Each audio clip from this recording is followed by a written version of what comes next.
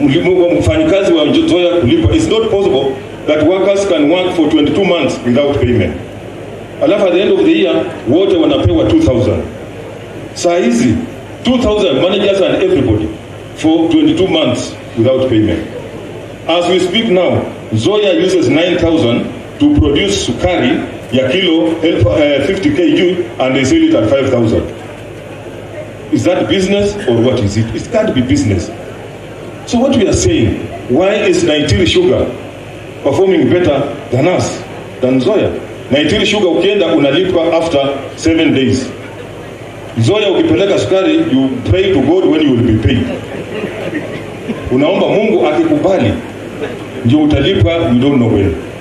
Process ya kwanza PanPepa wakisema tunatengeneza, tunaleta investor akuja atengeneze, ilianza vile mambo Nzoia imeanza. Na PanPepa ikaendana na ikaenda kabisa.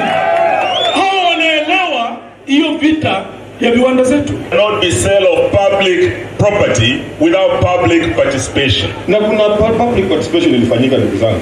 Ng'ombe yenu iko inauzwa.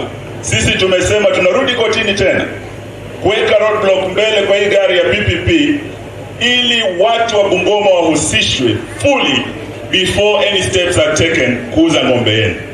Nimesikia watu wakiongea sana. Mimi nilikuwa mwenyekiti wa privatization commission. Na ile watu wanasema sio ukweli because we were not selling. We were looking at how to turn the company around, whether through strategic investment or partnerships, whatever, because mkulima wa miwa anataka pahali ya kuuza miwa yake na alipwe pesa yake. Tusifanye usagaji wa miwa na sukari kama siasa ya kugandamiza watu wa Bungoma.